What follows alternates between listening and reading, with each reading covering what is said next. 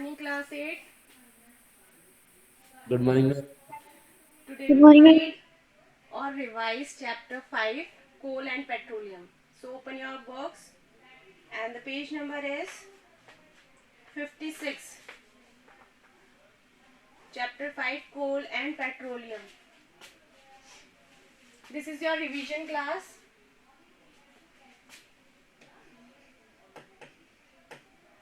Chapter 5, Coal and Petroleum.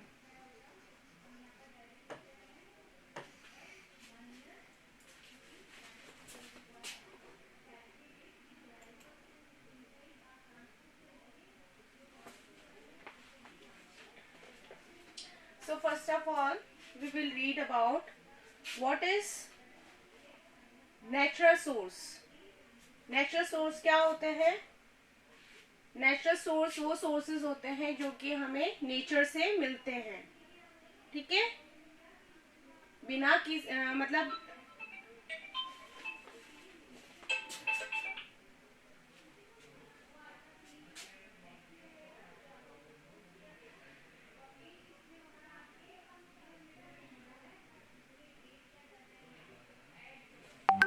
So natural sources क्या होते हैं? जो कि हमें नेचर से मिलते हैं, और कुछ जो सोर्सेज होते हैं वो ह्यूमन के थ्रू भी बनाए जाते हैं, लेकिन जो हमें नेचर से मिलते हैं उनको हम नेचुरल सोर्सेज बोलते हैं।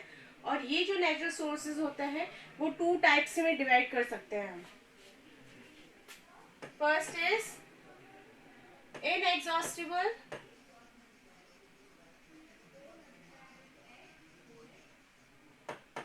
And second one is exhaustible, ठीक है। तो नेचुरल सोर्सेज को हम, ये दोनों हमारे नेचुरल सोर्सेज के टाइप्स हैं, तो नेचुरल सोर्सेज को हम 2 टाइप्स में डिवाइड कर सकते हैं ब्रॉडली, ठीक है। नेचुरल सोर्सेज के 2 टाइप हो गए हमारे, इनएग्जॉस्टिबल और एग्जॉस्टिबल। अब इनएग्जॉस्टिबल सोर्सेज कौन से होते हैं? These sources are present in unlimited quantity in nature. जो सोर्सेस हमारे नेचर में अनलिमिटेड होते हैं, जिनको अगर हम रेगुलरली यूज भी करते रहे तो भी फिनिश नहीं होंगे, खत्म नहीं होंगे। जैसे एग्जांपल Sunlight. Unlimited sources. अब इसका एग्जांपल हो गया हमारा सनलाइट, Air. एंड एयर, ठीक है। तो इस तरह से अनलिमिटेड इनएग्जॉस्टिबल सोर्सेज हो गए। अनलिमिटेड सोर्सेज जो कि हमारे सनलाइट और एयर इसके एग्जांपल है। दूसरा है हमारा एग्जॉस्टिबल सोर्स। एग्जॉस्टिबल सोर्स जो कि लिमिटेड होते हैं, लिमिटेड इन नेचर, ठीक है, जो हमारे पास लिमिटेड होते हैं। और इनके एग्जांपल्स क्या हैं? जैसे फॉरेस्ट है,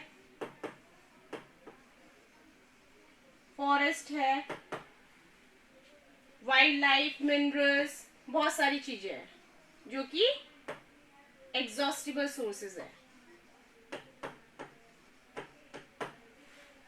ओके। इसके अंदर और एग्जांपल्स हैं forest, wild life, minerals, coal, petroleum and natural gas. So these are the examples of exhaustible natural resources. अब आपके नेक्स्ट पेज पे आ जाइए, पेज नंबर 57। पेज नंबर 57 पे आपको दे रखा है कि फॉसिल क्या होते हैं। फॉसिल, अगर हम डेफिनेशन देखें फॉसिल की, तो सिंपल डेफिनेशन अगर हम बोले तो होगा, ये जो फॉसिल होते हैं वो डेड रिमेन्स से बने हुए हो जाते हैं, डेड रिमेन्स से बने हुए होते हैं। These were formed from the dead remains of living organisms. तो फॉसिल किससे बने होते हैं? जो लिविंग ऑर्गेनिजम्स डेड हो जाते हैं, मर जाते हैं, उनके जो रिमेन्स होते हैं उनसे बने हुए ऑब्जेक्ट क्या कहलाते हैं? हमारे फॉसिल कहलाते हैं, या फॉसिल फ्यूल्स जिन्हें हम बोलते हैं। So these are known as fossil fuels. तो फॉसिल फ्यूल के एग्जांपल्स बता सकते हैं आप मुझे, जो कि डेड पेट्रोलियम रिमेन से बना मैम हो? Petroleum and coal. और ma'am coal and ma'am kerosene natural gas, coal, petroleum, natural gas, ये सारे एग्जांपल्स हैं हमारे फॉसिल फ्यूल्स के। फर्स्ट, अब इसके अंदर फॉसिल फ्यूल में हम पढ़ेंगे कोल के बारे में। इसका आप स्क्रीनशॉट भी ले सकते हो, ठीक है? इसको नोट डाउन कर लो रफ कॉपी में जो मैं करवा रही हूँ। So this will make your revision easy, ठीक है? फर्स्ट इज कोल। कोल के बारे में अगर देखें हम, तो कोल कैसे बना होता है? कोल जो है वो लिविंग डेड ऑर्गेनिजम्स होते हैं ना, लिविंग ऑर्गेनिजम्स होते हैं, वो डेड हो जाते हैं तो बहुत सालों तक हाई टेम्परेचर, हाई प्रेशर और इन सब के कारण जमीन में दबते जाते हैं अंदर अंदर, और फिर ये किस में कन्वर्ट हो जाते हैं? कोल के अंदर कन्वर्ट हो जाते हैं। और ये जो कन्वर्जन होता है ये क्या कहलाता है? कार्बोनाइजेशन कहलाता है। इसको मार्क कर लीजिए अपने बुक में। कोल कैसे प्रिपेयर होता है? अंडर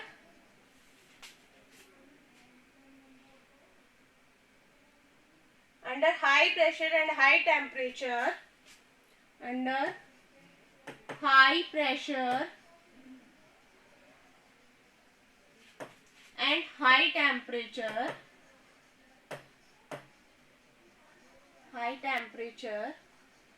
नोट डाउन करते चलेंगे इसको रफ कॉपी में। High temperature, dead plants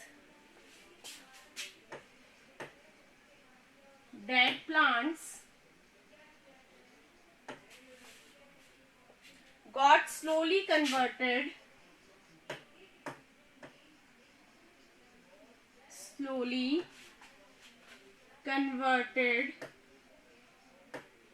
into coal.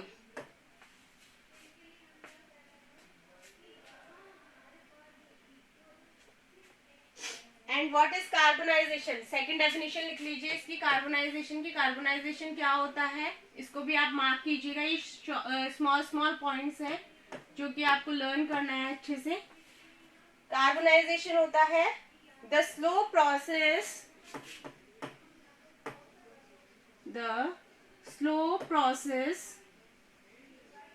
of conversion of dead vegetation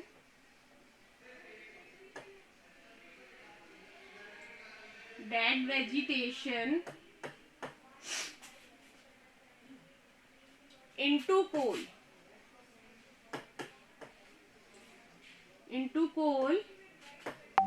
is called carbonization.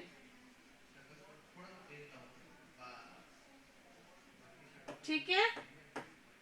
So note down this also. ये कार्बोनाइजेशन की आपकी डेफिनेशन हो गई है। और कोल कैसे फॉर्म होता है ये मैंने आपको बता दिया है। और सेकंड कार्बोनाइजेशन की डेफिनेशन नोट डाउन कर लेंगे। नेक्स्ट पेज है आपका 58 पेज नंबर 58 ओपन कर लीजिए बुक में। जब कोल बर्न होता है तो कौन सी गैस प्रोड्यूस होती है? Ma'am carbon dioxide. So coal burn होता है, coal burns and produce carbon dioxide gas. ये सारा कुछ आप नोट डाउन करते चलिए बेटा, ठीक है। Okay ma'am.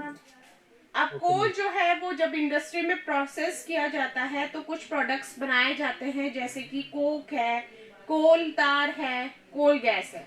तो कोल को प्रोसेस करके इंडस्ट्रीज में क्या बनाया जाता है? Coke, Coke, Coke coal tar tar and coal gas. And coal gas, and coal gas. फिर है फर्स्ट इसका कोक। कोक क्या होता है? अगर सिंपली अगर हम देखें कोक का स्ट्रक्चर कैसा होता है, तो it is tough, porous and black substance. ये ब्लैक कलर का होगा, टफ होगा और पोरस होगा। और ये जो है कोक जो है वो स्टील इंडस्ट्री में यूज में लिया जाता है। तो फर्स्ट है इसके अंदर कोक, जो कि कहाँ पर यूज किया जाता है? ये कैसा होता है? पहले तो ये कैसा होता है? It is tough and tough, porous, porous and black black substance. और कहाँ पर यूज किया जाता है इसको? स्टील इंडस्ट्रीज में यूज किया जाता है। Used in steel industries. Industries, steel industries. इसका यूज भी हो गया, ठीक है। ये कैसा दिखाई देता है वो भी आपको पता चल गया। नेक्स्ट है कोल तार। और कोक को और कहाँ पर यूज किया जाता है? स्टील इंडस्ट्री में तो यूज किया जाता है। और दूसरे जो मेटल्स एक्सट्रैक्शन किए जाते हैं, जैसे जो मेटल होता है वो रॉ फॉर्म में हमें मिलता है, तो उसको एक्सट्रैक्ट करने के लिए कोक का यूज किया जाता है, ठीक है। Understood? Take this screenshot, screenshot ले लीजिए बेटा। नाउ नेक्स्ट, कोक के बाद में कौन सा टॉपिक है? कोल तार।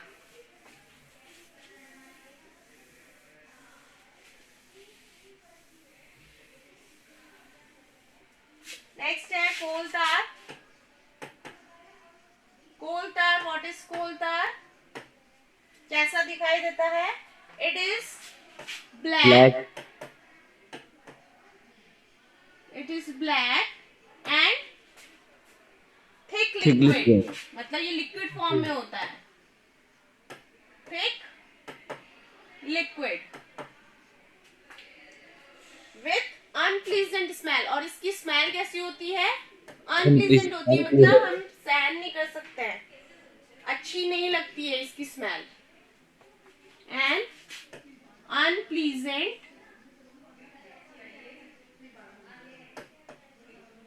ठीक है। So it is black, thick liquid with an unpleasant smell and it is mixture of 200 substances. ये कितने substances का mixture होता है? 200 substances का mixture होता है। Products obtained from coal tar are used as starting materials for manufacturing various substances used in everyday life and in industry. तो इसको कहाँ पर यूज किया जाता है कोल तार को? जैसे कि यूज्ड इन इंडस्ट्रीज। और कौन सी इंडस्ट्रीज?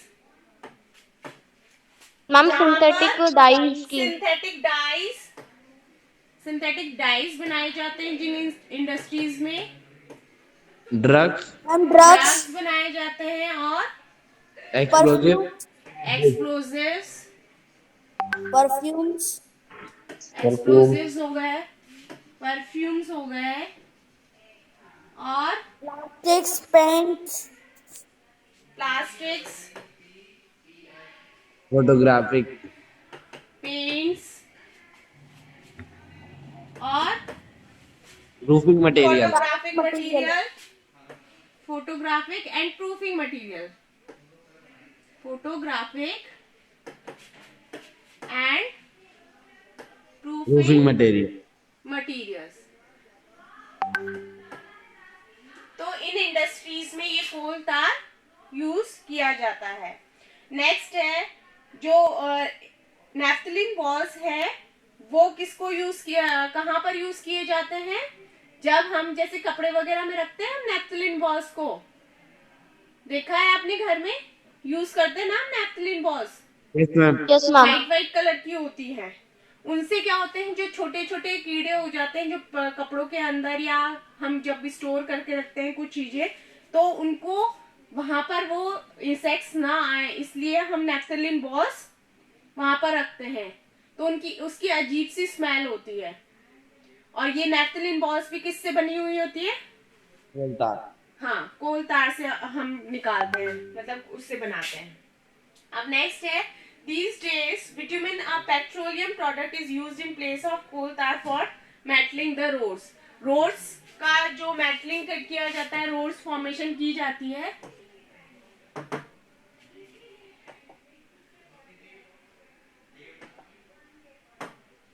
रोड्स की जो फॉर्मेशन की जाती है, मेटलिंग की जाती है, वो आजकल किससे की जाती है?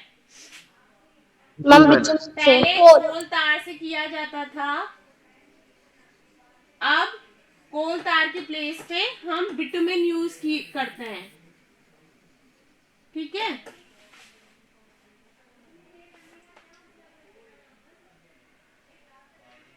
ओके, बिटुमेन यूज करते हैं। अब पहले हम कोल तार यूज करते थे, और बिटुमेन क्या है? एक पेट्रोलियम प्रोडक्ट है, जबकि कोल तार कौन सा प्रोडक्ट है? किससे मिलता है कोल तार? मैम कोल। कोल से मिलता है। और जबकि बिटुमेन कहाँ से मिलता है हमें? Ma'am petroleum. पेट्रोलियम से। तो ये डिफरेंस याद रखना कि अब जो रोड की मेटलिंग होती है वो बिटुमेन से होती है, कोल तार से नहीं होती, और ये बिटुमेन हमें पेट्रोलियम से मिलता है। ठीक है, नेक्स्ट है coal gas. Third point is coal gas. Coal gas is obtained during the processing of coal to get coke. जब कोल को कोक में हम चेंज कर रहे होते हैं, तब हमें क्या मिलता है? कोल गैस मिलती है। ठीक है, जब कोल को हम कोक में चेंज कर रहे होते हैं तो एक गैस फॉर्मेशन होती है जो कि कोल गैस होती है। ओके, ठीक है। So coal gas was used for street lighting for the first time in London. ये एक फैक्ट है, इसको अंडरलाइन कर लेंगे अपनी बुक में ही। कोल गैस जो है वो लंदन में 1810 में स्ट्रीट लाइटिंग के लिए यूज की जाती थी, और 1820 में न्यूयॉर्क में यूज की गई थी ये। And it is used as a source of heat rather than light. Coal gas को हम एज अ हीट का सोर्स के लिए यूज करते हैं, हीट प्रोड्यूस करने के लिए यूज करते हैं। हाँ, और ये फर्स्ट टाइम यूज की गई थी एज अ लाइट इन 1810, जब स्ट्रीट लाइट्स इससे जलाई गई थी कोल गैस यूज करके। ठीक है, नाउ और ये जो इस कोल गैस है वो एज अ फ्यूल यूज किया जाता है इंडस्ट्रीज में, जो कि कोल प्रोसेसिंग प्लांट्स होते हैं। जहां पर कोल प्रोसेसिंग प्लांट्स होते हैं उसके पास में जो इंडस्ट्रीज होती हैं वहां पर इसको एज अ फ्यूल यूज कर लिया जाता है। ओके, अब नेक्स्ट टॉपिक है पेट्रोलियम, जो कि हम कल रीड करेंगे। ओके बेटा, इतना आप लोगों को कोल के बारे में समझ में आ गया ना? Yes, ma'am. इसको रिवाइज करेंगे, जितना भी मैंने नोट्स लिखवाए हैं अभी इनको सबको रिवाइज कर लेंगे, कल रिवाइज करके आएंगे, और नेक्स्ट टॉपिक पे पेट्रोलियम रीड करेंगे हम कल। तो सब रिवाइज करके आएंगे पेट्रोलियम भी। ओके बेटा, bye everyone. Okay ma'am. Bye ma'am.